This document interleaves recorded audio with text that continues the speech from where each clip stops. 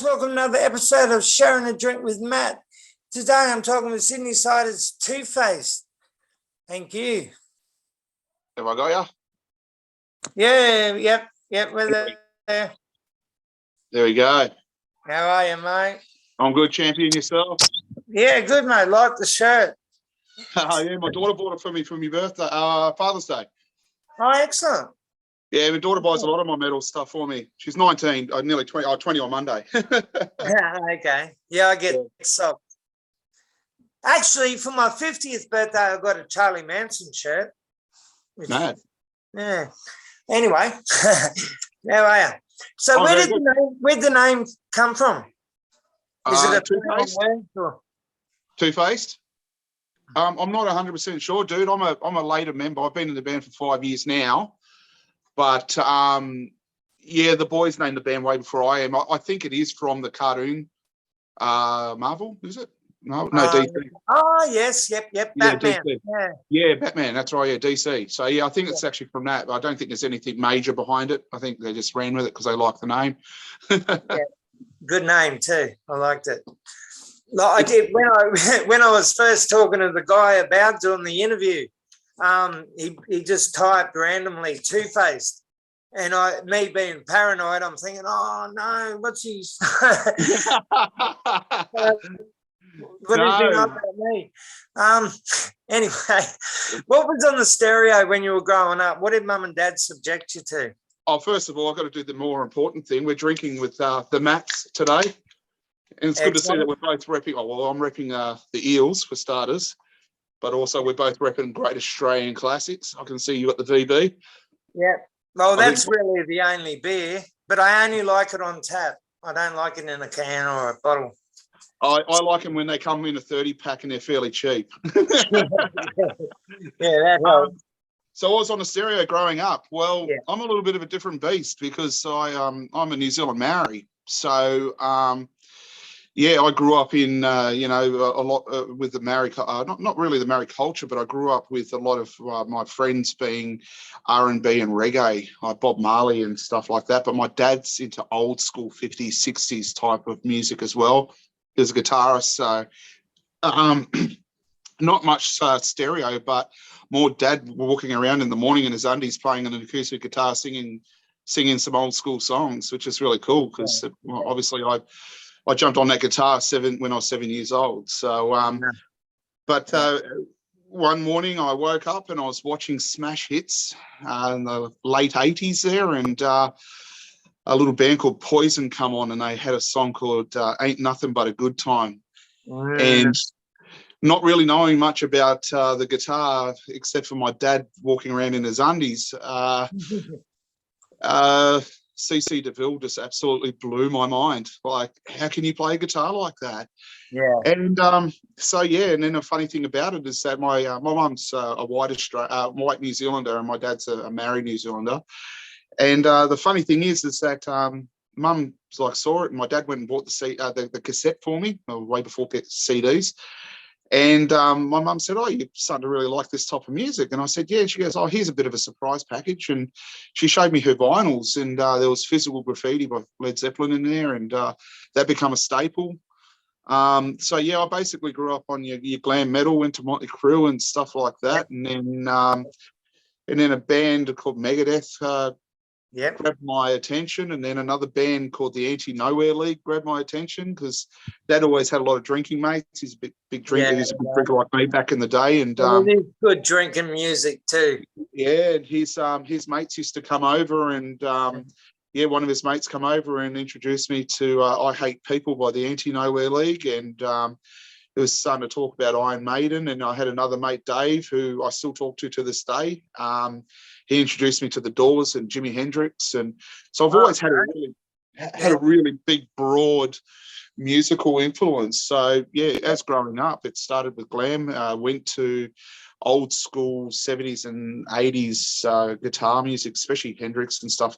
That's when I started going from the old Maori jinga chick to, hey, I can actually play Hendrix, and then a small band that you might have heard. you know, then Yeah. a small band grabbed me that you might have heard of called Metallica. So, and then I learned how to play one, and that was basically it. Mr. Metalhead was born, and while I was Metalhead, I was sort of like always on the punk side as well, which is really quite Yeah. weird. I always loved my old school punk as well as Of the course. metal, and yeah, and as I you really know, don't think I don't think there's much of a difference between the two anymore. I really don't. well, I played in the band with a guy called Scotty Mac, and he used to say the only difference between metal and hardcore these days is that they like our hardcore look better than the metal boys. Yeah. And I always kind of thought, well, wait up here. A metal band is when the singer actually plays an instrument, whereas a hardcore band, they're frontmen. Yeah. So not Yeah. all, obviously, like Bruce Dickinson, one of the greatest metal singers of all time. Obviously, Oh, he's just sure. I guess. Yeah, no, he was. I'd love to hear Glenn Danzig and Bruce do a song together, because they've both got that operatic vocals, if you know what I mean. Their vocals are both like Yeah, well, I don't know if you've seen Bruce Dickinson do Delilah by Tom Jones. Have a look on YouTube, man. He went into something like a Masked Singer thing in Japan and sung Delilah. It's pretty cool. Wow. Yeah. So yeah, I always found Danzig quite funny. I always thought he was like the Elvis of punk. Yeah. I don't know why. Yeah, Just to me, I don't know. But the Misfits are probably one of my most favourite bands, and one of my most prized possessions, which my mate Johnny gave me, which is up on the wall up here, is an autographed picture of Jerry Only. All right. Wow. I got How heaps do of you cool get stuff actually. Where'd you get that from? I think he got it signed. But he's a really good friend of mine, Johnny. He's also given me. I've got a Misfits watch. I've got a Misfits set of strings. And we actually went and saw Michael Graves together. The second singer, yeah, we're quite big Graves fans. Don't like his political ideas, but I loved his songs. He was another bit of an Elvis singer, I thought, as well. But yeah, not the songwriting wasn't as good as the Misfits, like Danzig Misfits, but I still think it stands up. Mm-hmm. Mm-hmm. Okay, so you've said that there is a big, broad range of music that you grew up listening to. Which was the genre that made you pick up the guitar? Well, it would have to be, hard rock, glam metal, I guess, really. But I think really your thrash metal, like Metallica and stuff like that. And then like I play in a hardcore punk band now. I'm a guitarist basically, but I've played bass pretty much in my whole career for the last 30 years. I've played bass. It just always suited me a lot better. Probably because I like to drink a lot, and 4 strings are less to handle than 6. Yeah, I think Metallica, man, like Metallica pretty much shaped me as a guitarist. Like James Hetfield has the strongest right hand in music ever, I think, you know, and then you look at Alex Skolnick, who's probably one of the best guitarists of all time from Testament, I think, you know, and like, you know, I've got 1,001 heroes, and Jeff Hanneman is definitely one of them. So yeah, a lot of I've got a picture of Jeff up there as well, and I've actually got a signature series LTD of Jeff Hanneman's. But yeah, a guitar, as I said, I play guitar as well. But I think Metallica pretty much did it for me. I remember talking to a close friend of mine, Darnell, on the phone when I was about 13, and I said, I think I want to be a musician. I want to be a rock star. And she laughed at me for about a good half an hour. But yeah, is there many Indigenous New Zealanders into that genre? Well, that was the thing. I grew up with a lot of people that didn't really understand me, you know, in my cultural scene. I grew up with a lot of terrific Maori people, and I still spend a lot of time with them to this day. I don't spend a lot of time with anyone these days, but like when I do get the chance, they're still like they're like my brothers and sisters and cousins and whatnot, even though a lot of us aren't related. But Yeah, no, it was always different. And they always supported me as well. Like we used to have Maori socials and stuff, and me and my mates who are actually Indonesian, we used to jump up and try and play Metallica and try and play Guns N' Roses, and Yeah. but they're always supportive, even though we're just terrible. But they're always supportive and stuff like that. But it's been really cool recently. There was a few bands, like there was a band called Kaius back in the day that not Kaiser back in the day, who had a Maori singer, which was great to see in Australia here. And also the singer of Irrelevant is Maori, and then we got like She Had come over here in the late 90s, and I was like, yeah, wow, cool, man. And Weta, and the thing is, so it's like maybe not so metal, but you've got to realise too is that a lot of the Australian pub rock was formed from a lot of the New Zealand and some Maoris. Like not a lot of people don't realise is that John Stevens from Noiseworks is a Maori. Oh, So. Yeah, and Dragon, Maori's like even of course. Mark, Mark, who's now the singer now, he's a Maori.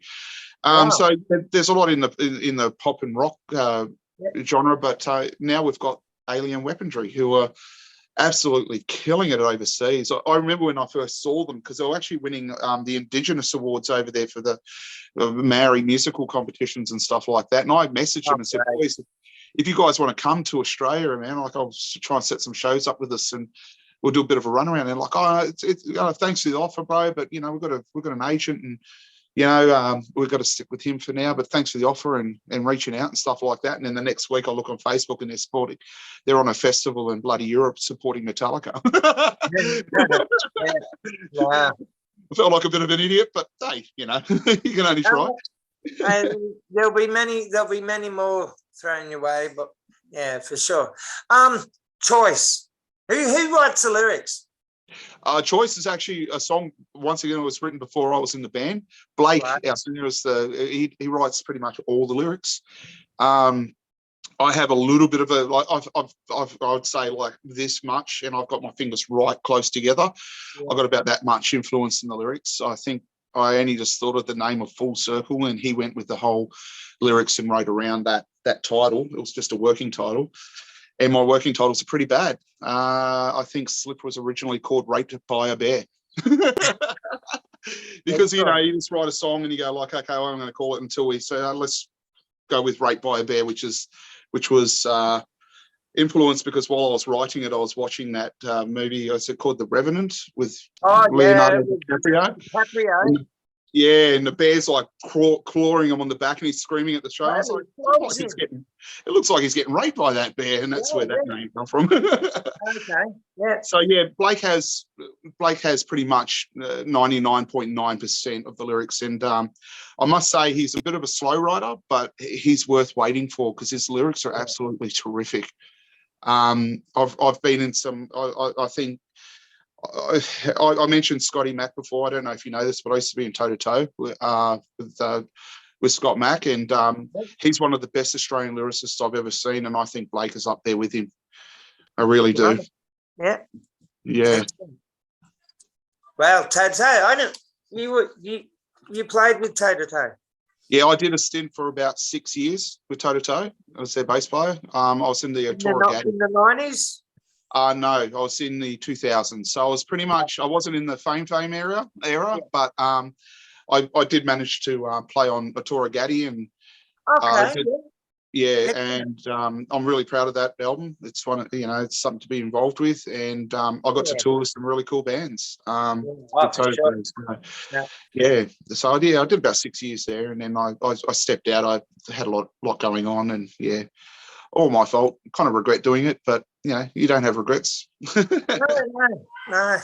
Everything will work out as it does. So, do you do covers? We actually cover a band called Day of Contempt, which were a Melbourne hardcore band back in the day. Thinking late 90s, early 2000s. We do Revenge. But yeah, so that's the only cover we've done so far. We open with the start of what's it called? Something Stomp by Obituary. Redneck Stomp. Stomp. Right. Yeah, we open with that sometimes, but apart from that, no, we've been always talking about bringing in covers, and we did do a whole cover show for the great band Radio Rejects. I watched the interview yesterday, We did a show for them down at the Servo, and we did a bunch of Sick of It All, Madball, who else? Race Fist, all that genre type of hardcore, and we finished up with a couple of toe-to-toe songs just to keep people happy. Yeah. Oh, that would have been. I'm spewing. I missed out on that. Yeah. You were playing with the Rejects. They were on the bill. No. It was Two Faced. We did that. Yeah. Yeah. So who was it? Oh, Just yeah, you Rejects guys? were on the bill. I don't think the Rejects were on the bill. I think Josh actually played in the Misfits band. Oh, okay. Yep. Yeah. That was a year ago because that was bunch. Halloween. That was a year ago because that was Halloween. Yeah. Right. Yeah. I went to his house Halloween. When was that? Halloween. Yeah, but how long ago was Halloween? A week? The 30th. It Well, was on Monday. Yeah. Went to his house. It was fucking insane. Yeah, it looked mad. Yeah. Josh is just a champion. Oh, Josh, next level in every way. I used to play with him. I played in. Here we go again. I played another band called Headbutt for a while as well. I was their lead guitarist. So I'm interviewing them next week. yeah, right. I Yeah, interviewed them 2 weeks ago. Sorry. yeah, right. Oh, yeah. So Craig and the boys. Yeah. I played in Headbutt for about 2 years, I think. And Okay. yeah, we used to play with Josh's other band. What were they called? They used to do an awesome cover of Whiplash by Metallica. Oh wow. Yeah, it was Josh and Brando who ended up in the Rejects, but he's no longer in the Rejects. But yeah. Oh, the drummer. Yeah, and I think his name's Richie Moulton. Yeah, Was he on bass? Not a bass, guitar. He was on lead guitar, but he ended up the bass player Ruckus for a while. Yeah. Yeah. Which I've got in about 3 weeks, Ruckus. I get to interview. It's all popping out. So we've done the cover.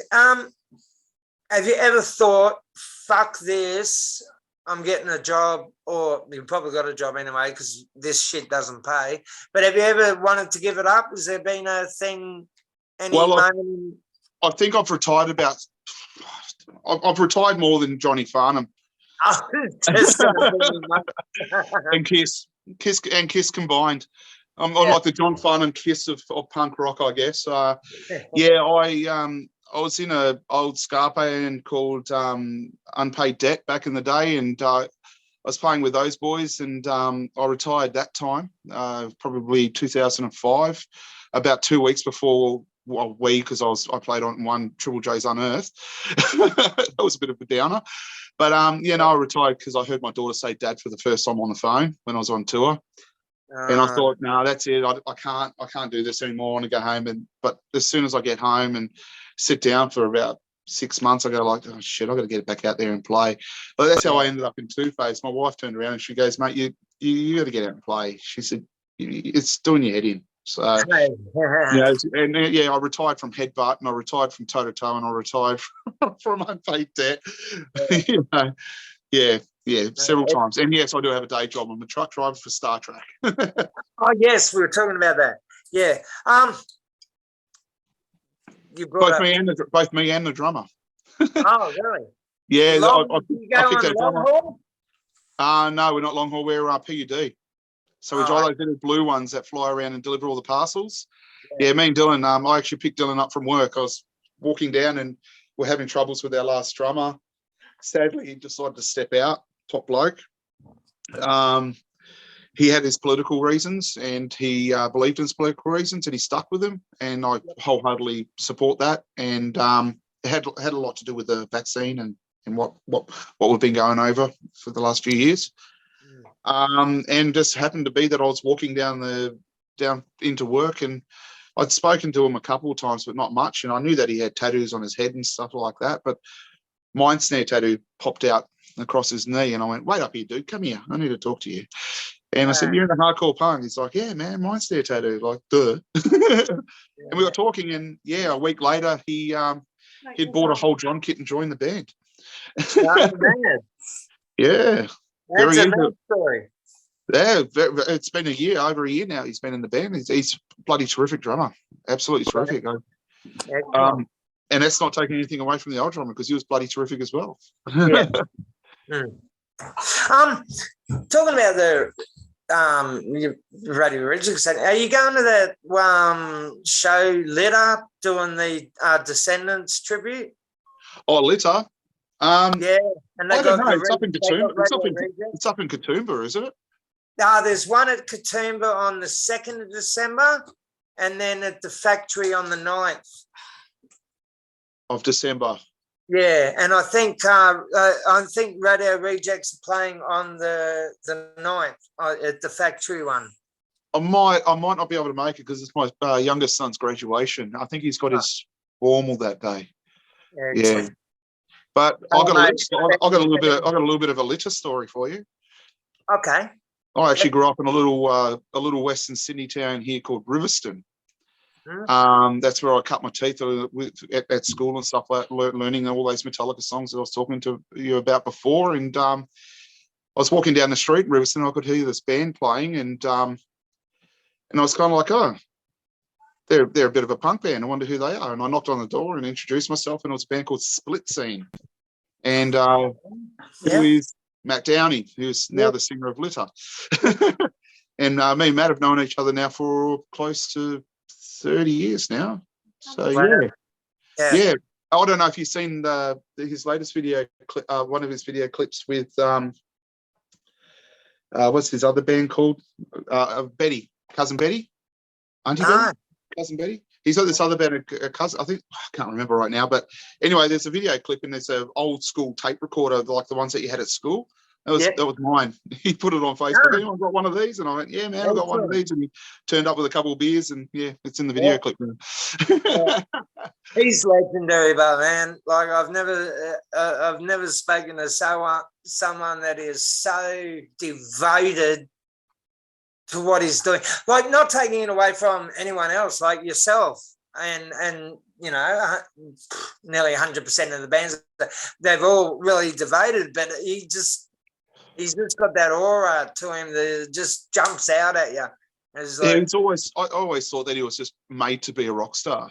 You know, he always had a great attitude. He looked after me quite a bit when I was a young bloke as well. You know, always made me feel welcome, and he's just always been just a terrific guy. I actually spent a little bit of time in the goth scene as well. Like, one of my most favourite bands is The Cure. That's why I said I'm very broad. I'm a very weird person, but but yeah, and I spent a lot of time at his house with all the goths and stuff like that. And and also in Litter, I think Ruben Sanchez is in there, as well as I think Joey's in there. So I think there's a couple of members of Split Scene in there. And I think Ruben from Kill Switch back in the day is in there as well. Yeah, top bloke as well. Yeah, definitely. Okay, so you brought up on that first. My daughter wants to ask a question. If you had to change to any, if you had to change. Sorry, buddy, I'm having a little bit of lag with the interweb. Okay, how are we going? Give me a sec. Hey, can you hear me properly? Now I've got you. Yeah, you're back. Okay, my daughter wants to ask a question. Yeah. It's like, I don't know. If you had to change to any band, what band would it be? Is that what you wanted? Oh, that's a really good question. That is a really good question. Yeah, that is an awesome question. Oh, man. Oh. Wow. Does it have to be Australian or? No, it have to be Australian. Look, man, I guess really you'd always dream to have been a Metallica, being a young bloke growing up. Yeah, for sure. I'd love to be the new Rob, obviously, playing bass. Even I wouldn't take anything away from the other guys either, because Jason Newsted's one of the most solid, great bass players of all time, I think. I actually think that my style probably suits Jason more. I'm a solid bass player. Okay. I think Metallica would probably be one of them, but there's a thousand and one of the other bands that I'd love to have played in as well. The Bouncing Souls is a big one for me. I like a lot of melodic punk. The scarish sort of side of things. I'd say Rancid, just because I'd have to be able to play like Matt Freeman. I can't, but I I could He is probably a good bass guitarist. cover about 80% of his stuff, but he's just magic. Yeah, he is. Yeah. Yeah. So yeah, I'd say Metallica number one. I'd love to play in Race Fist. I love Race Fist. I like fast, aggressive music. I think that's got a lot to do with my Maori culture. It helps me get my aggression out. Yeah. But yeah, Metallica, I'd say. We the wife and I were out somewhere and we rang the kids, what do you want for dinner? And they said, come down. You're from Sydney, aren't you? Yeah, I'm in Sydney, yeah. Yeah.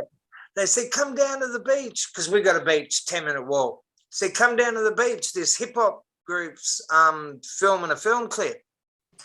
And we're, oh, okay. And we went down there, and my youngest son, my 11-year-old, they got him in the film clip playing beach volleyball with these girls in G-strings and fishnets. And Oh, really? yeah.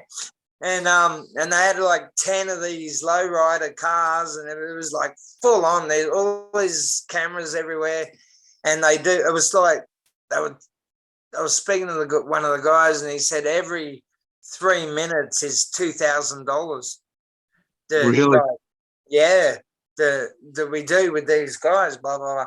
And it was amazing to see how it's. I don't even know why I brought it up. Have you heard of 046? No, but I'm guessing my kids probably would have. My son's a massive hip hop fan, so yeah, none of them put my way.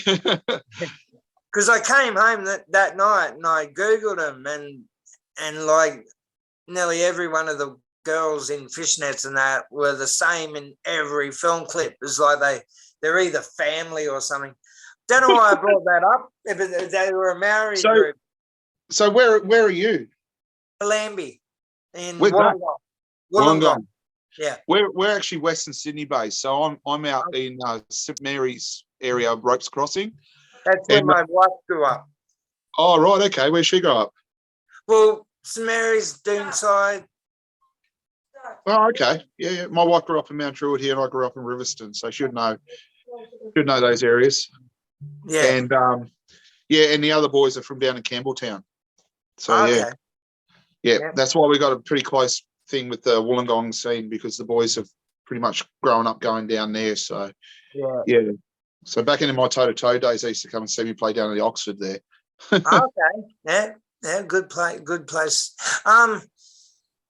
Have you got a favourite venue that you just love playing at? Oh man, you got really good questions, eh? Oh, I think probably my most favourite venue to play was the Manning Bar. Yeah, nice. Yeah. My most favourite show I've ever played was because mainly it was with Suicidal Tendencies. Was at the Metro. Wow. And I get in trouble for name dropping Suicidal Tendencies all the time by Headbutt. So if you're interviewing them again, you should bring that up, and Craig will get up and do the dance for you.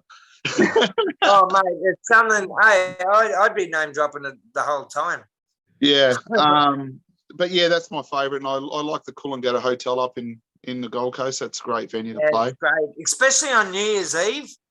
You at 12 o'clock, you go around the corner in the Queensland, and you have New Year's Eve, and then at 1 o'clock you go around to the Cooley Hotel, and you've got fucking New Year's Eve all over again. Yeah, cool. Yeah, but yeah, I think.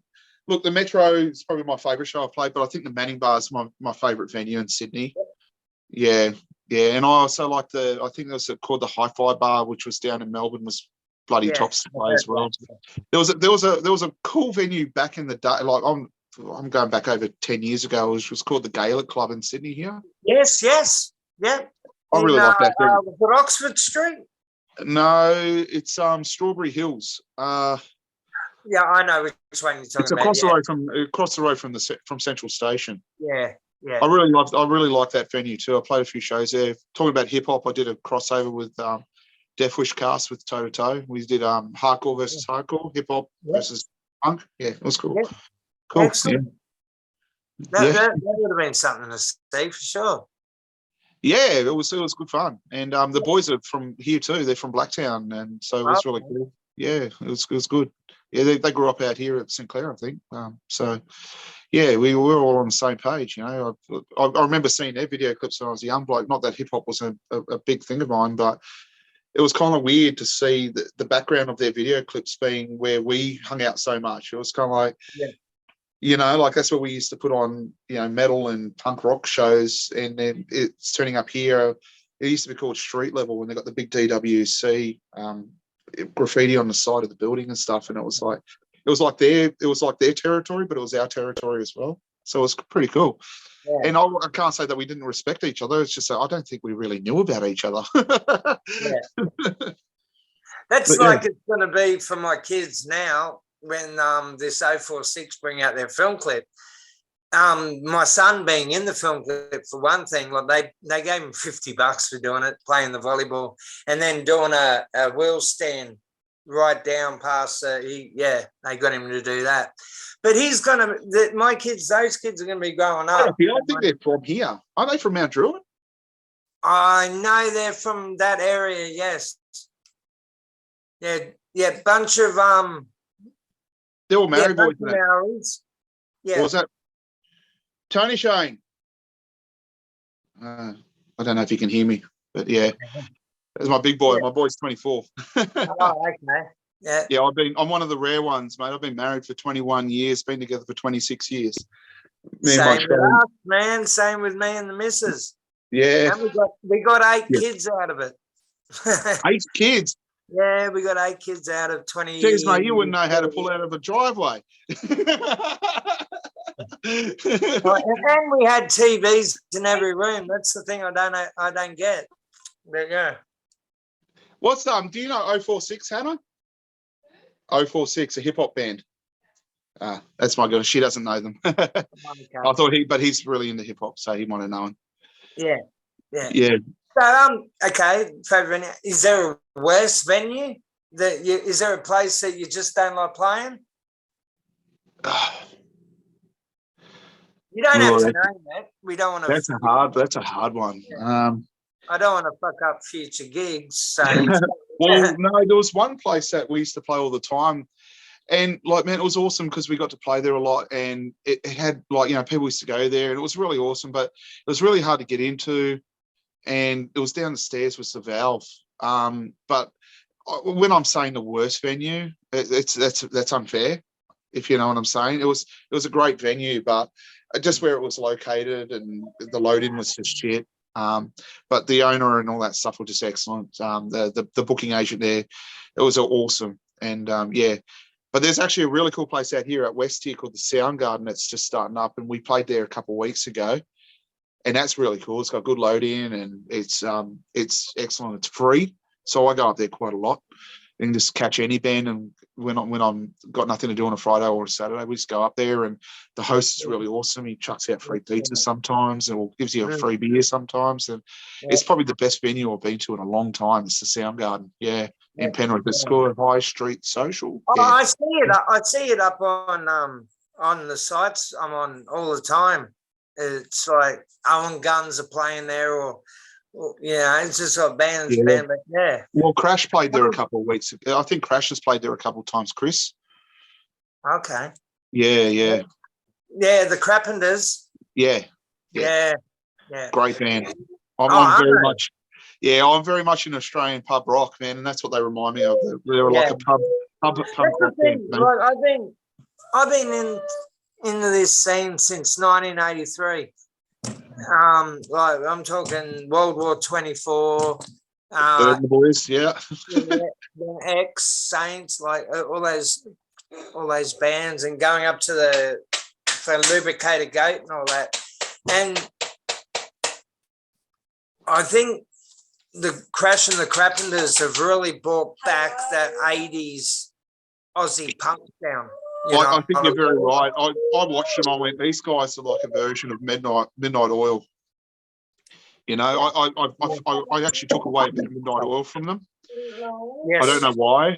It was pretty funny, actually. I was at the Soundgarden about 3 weeks ago with my mate Sammy, and we're having a pint there, and he goes, "Hey, mate, I saw a band here last week," and he goes, "Mate, their singer is just off the hook good. He reminded me of Fear." the band Fear? And I'm like, Yeah. really? And it's like, yeah. And he goes, and he showed me a photo. I went, that's Chris. That's my mate's band. Yeah. Yeah. Well, I had a thing I did on the site. So I did this thing, front man of the day of the week. And I had it Monday to Sunday. And he was front man number one. Like the stage presence, fucking everything that guy. His banter, his support for mental health is just everything is just there. Exactly. Mate, I sat there. We toured down. We did tour, but we went and played that show down Tattered and Torn down at Mariba, no, Aladullah. That's it. We went down there and we were with Crash and with Chris, and we watched the footy together, mate. And even just watching football with the guy, it's just so much fun. And he's just such a great guy just to hang out with. He really is. He's terrific, very terrific. Have you got a gig that just really stands out in your mind, the best gig that you've ever had? Have you got one of those, or are they pretty much? Well, I've got to go back to it again. Suicidal Tendencies, the Metro. Yeah. And the reason being is that me and a few metalhead mates, we grew up I moved over to Mount Druitt here when I was a young bloke, and I was looked after by a really lovely family, the Kings, and I ended up moving out with their daughter, who was my mate's missus, and we were in a band called Hate Trip, and these four guys, like me and these three guys, we still talk to this day, and we're still good friends these days. One of them's now that he owns STR Body Modifications up in Wyong. Okay. He does all my tattoos. And anyway, we try to get together. So we did it once. We called each other up or messaged each other and said, let's go and see Metallica together. So we all went and saw Metallica together, and that was really cool. And then we saw Suicidal Tendencies was coming over, and we called each other or messaged each other and said, hey, Suicidal Tendencies, which was our favourite band when we were in Hate Trip. We even used to cover War Inside My Head and stuff like that. And Great song. it was like, yeah, cool, man. And we all bought tickets, and we're all going together. And then I had to get into the chat and go like, guys, I'm going to have to sell my ticket. And they're like, oh, what? You can't come? And it's like, no, I'm playing. Fuck yeah, man. I can't play. I'm playing with Suicidal Tendencies. Then to be up on that stage and look to the right, my wife standing there, and to look up into the crowd and to see my mates that I like learned how to play music with, standing there smiling in the crowd. It's definitely a highlight of my career, you know. And for sure. You know, and even the other week when we played up the Soundgarden, and after I played, I was spent, I was buggered, but I sat down on the drum riser, and my daughter come up and sat next to me. And then next minute we're getting photos done, and there's my two boys, my daughter sitting next to me, and my two boys, and then my wife jumped up and we got a photo with each other, and it meant a lot to me, you know. I wouldn't say it was my favourite show. Suicidal Tendencies is my favourite show, but that meant the world to me, just that situation. Yeah. So the Suicidals, what was the reception you guys got as a back band for them? It was great. Yeah, we got looked after very well by the Suicidal Boys as well. Because I grew up on the Boys, I got on really well, especially with Mike Clark. He's no longer in the band now, but the rhythm guitarist who was there through the big years. They were great. And the funny thing is that we were setting up, and they'd done their sound check, and they were still hanging around the venue at the Coolangatta Hotel, and we got up to do our quick sound check before they opened the doors, and we broke into a song called Survivor. I looked to the side there, and Mike Clark's just screaming his lungs out, yelling at me, going, "This is fucking real hardcore, bro. Fuck yeah, and this is fucking awesome. Fucking yeah." And and just after that, man, we got on for the whole tour. It was awesome. It was great. Oh, so you didn't just do the one gig, you did the tour. Yeah, we did. I think we did 2 shows in Queensland, and then we did Sydney. Yeah. Wow. So we didn't get to go down to Melbourne with them, but yeah, we did 3 shows with them. Yeah. What's up, naughty girl? I got a naughty girl. Look at my naughty girl. Oh, little fucking King Charles. Yeah, that's a. Yeah, I've got one in the bedroom, but she's in a jar. A little, yeah. We lost her Oh last no. year. 14 years old. She because Oh, that's good. they're born with cancer and heart problems and nasal problems and Yeah, our, oh, she's gorgeous. Our yeah, Jackie was beautiful, man. She was. yeah. We love her. We just got back from the park. Actually, we went to the park for a couple of hours. Yeah, Yeah, hardcore guy, tattoos, plays hardcore punk, little puppy with dog. a King Charles. Hey, you got to put on a 5 gig band bill. Who would they? And they can be dead. You can put yourself on the list. Any band you want. Who would the 5 bands be if you were able to do that? If that was in your hands? I wouldn't go too big for starters. You know, I'd dispel all your Metallicas and Megadeth and yada yada, all the heroes that you grow up on. You know, obviously you'd love to have Slayer play with you, but for me, I'd love to see a show with Race Fist on it. Okay. Hatebreed.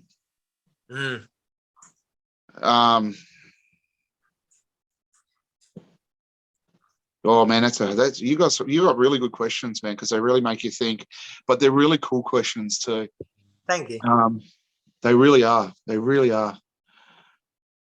Man, Queen, you know. I'm gonna have to step out of this one because there's just too many. You know, like, wouldn't you love to see Queen play with, Race Fist? As I said, like I got a really broad. So basically, I probably have about 5 or 6 shows with 5 different bands because I've got such a different. As I said, like Queen's one of my most favorite bands, but so is Mr. Bungle. Faith No More. Oh no, that I can't believe he did that first album in 3 weeks. Which one's that? The first, The Real Thing. Yeah, right. I listened 3 to The weeks Real he Thing. had that fucking done and dusted, and he was the second singer. Yeah, Chuck Mosley was the first singer. He passed away only a couple of years ago. He got given the microphone, and within 3 weeks, he brought out The Real Thing. But the same thing I heard was with Brian Johnson after Bonner died. I think 3 to 4 weeks after he was given the microphone, he brought out Back in Black.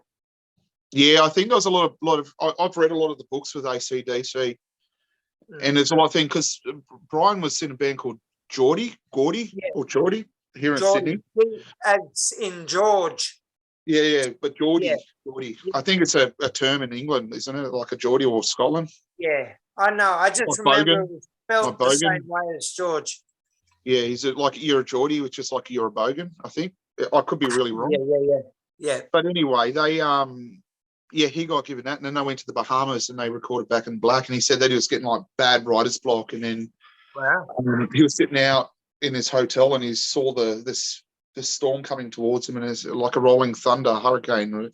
That's where the word came from. That's what started his roll-on started from that lyric writing. But yeah. Wow.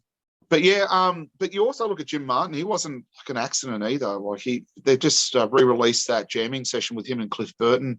It's been doing the rounds. It's been around for years. I watched it a long time ago. But you watch that and some of the riffs, like there's a riff from Epic in it, and there's a riff from Surprise You're Dead in a jam from when him and Cliff were at school, and For Whom the Bell Tolls as well. Yeah.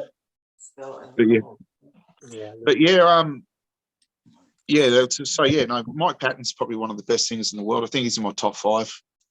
Yeah, and he was only 21 when he did The Real Thing. Yeah, and he got accused of plagiarism by Anthony Kiedis. Yeah, well, why? Because he did. We Care a Lot. Well, he didn't sing on We Care a Lot.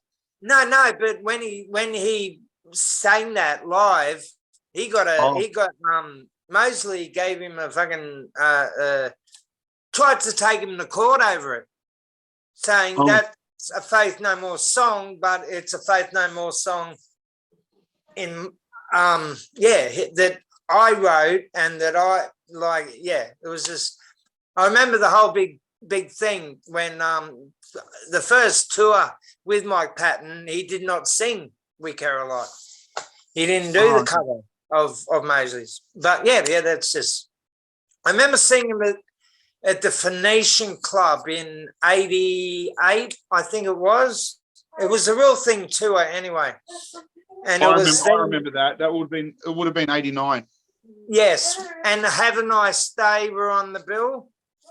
I remember Have a Nice Day. Yeah, that's Mark from Asylum and many other bands like fucking Festa Fanatics. But yeah, it was, I think, Faith No More, and then we had not Asylum, Have a Nice Day, Hand. I think it was a band before that. Anyway, yeah, the Phoenician Club. Hey? Phoenician Club. And yeah, wasn't it, right? It's probably still going. I don't know. I remember going there. Now. The Phoenician Club got knocked down years ago. Oh, well, there you go. I got a Phoenician Club story. I remember one time when I was a young bloke, we were probably in about year 9 or 10, and it was Christmas Eve. And me and my two mates, my mate Dean Eastwood, who ended up in Medics of Pain. They're for a Brisbane death metal band that they've just separated, actually, sadly. And my mate Jeff, we went all the way into the Phoenician Club, and it was an all ages show. And we snuck in very early because we were young, and we got in there, and it was Addictive and Mortal Sin played. It was fucking mad. But it was I think they called it the Mortal Sin Jovi show because that was when they had Andy, who was in Mortal Sin the whole time, but they had that new lineup with Steve Sly singing, who had that with the real falsetto vocals, the Rebellious Youth album. Yeah, I love that album too, but they were called Mortal Sin Jovi. And if anyone out there has heard from Wayne Campbell, can you please contact the police on the Mortal Sin thing? Yeah, Wayne's missing at the moment. Yeah, it's not good. Oh, Wayne's a very good old friend of mine. I've known Wayne for a long time, not like close, but been in the same scene for a long time. No. Yeah. I used to work for Matt. So like, how long has he been missing for? Quite a while, a couple of months. Wow. Yeah, I'll send you through a link later on. Yeah, definitely. But yeah, no, he's been missing. I've been sharing it on Facebook and stuff like that too. But yeah. Yeah, well, I'm on 33 music sites, so I'm gonna put it on that. Yeah, I'll send it through to you. Yeah, he's been missing for a while. That's no good. Yeah, how good's Mortal Sin? Right, man. That's what I was saying. I worked for Matt. Yeah. We had a business going. It was called Crew on Call, and what we did was bands. Oh, good one. Bands would go to a venue to play, like big bands like Pink, Matchbox. Yeah. And we'd unload the truck. Yeah, I remember that. Yeah, I remember he was doing that. Yeah, I remember that. I see him at the Wanderers game sometimes. Okay. Yeah, I don't really know Matt. I don't think I've ever spoken to him, but yeah, I've been a massive fan for a long time. And I see him at the Wanderers games with his Wanderers shirt on. I'm a massive Wanderers fan as well. And I'm like, there's Matt Moore over there. That kind of metal in the 80s, Mortal Sin and Frozen Doberman. I have a which one's better? I love Mortal Sin because I'm more punk myself, but the metal in the 80s, Australian metal, was fucking fantastic. You got to admit Addictive. Like Addictive ended up Mortal Sin pretty much because the two guitarists ended up in Mortal Sin towards the end there. Yeah. I don't know if they're still going or not, to be honest. So, but yeah, Mick Sultana, I think his name is, who's the lead guitarist of Addictive, and now he's in with Mortal Sin and Joey Sultana. Yeah. But there was a lot of good metal bands back in the day. Blathada, Grungeon. It was just so good. The Australia really got to stand up and be proud of the music that, especially in the underground. Like there's a lot of the underground music that was written and played in Australia. It stands up to world. Definitely, mate. That's why I've got this show, because I think more people, and I've got a lot of subscribers from around the world. like Yeah. Canada, in England. I've got people that watch the show all the time, and I'm always getting comments like, "Fucking the Australian music scene is just next level." Like they're a cut above, and this is one quote. I was a cut above Vandals, Pennywise, Guttermouth, blah blah blah, Lagwagon, all that kind of shit. It's just raw. Like Yeah. these are the comments that I get, because I've interviewed Radio Rejects, Crashing the Carpenters, Headbutt, I Hate People, Quaid, fucking Spitting Teeth, like and Engraved, a few metal bands, and it's like the 80s all over again. Like we are kicking ass in the fucking. Our biggest problem is that we don't have a local scene much anymore. Like it's still there, don't get me wrong, but Yeah. we don't have the venues that we used to have. Like back in the 90s when I was in a punk band called Spilt Milk, and I was at Unpaid Dead, I don't know, but man, I'd play at the Iron Duke on a Friday night. Nice. Yeah. And then we'd pack our gear up and go and play at the Green Square, and they'll both be packed. Mm. You know, they're only 2 or 3 blocks away from each other. And then you had the Annandale, and then you had the Hopeton, you had Lansdowne, you had, you know, all these great venues. Even out this way, we had the Furnace, which was run by the great Brad Sims from Hammer House. Yeah. The And Lewisham then you had the Punk Picnic Punk across the Picnics. road from the Lansdowne. down to St Peter's there at the Brickworks. Yep. Hopetown you know, like doing rock against work. now we're kind of fighting for venues, and it sucks, you know, because it's hard, but it also too it's just because so many people live their lives on computers. It's killed the scene quite a lot. There's still a scene there. I was starting to think that the scene was gone, but it's not. There's still a scene there, but I don't see a lot of young people out there now because they prefer to sit at home and watch it on YouTube. Yeah. How badly did Queensland or the Gold Coast get fucked up? They've lost the Playroom. They've lost the Patch. They've lost Bombay Rock. They've lost the Jet Club. They've lost the Currumbin Hotel. Like every good venue to see a band is just fun. They've all gone. Currumbin Hotel, was that called the Merlins or something? Yes, Miami Bar. Miami Bar. Yeah. Yeah, I played there with Toeies and really cool old school punk band. I can't remember their name right now. Yeah, anyway.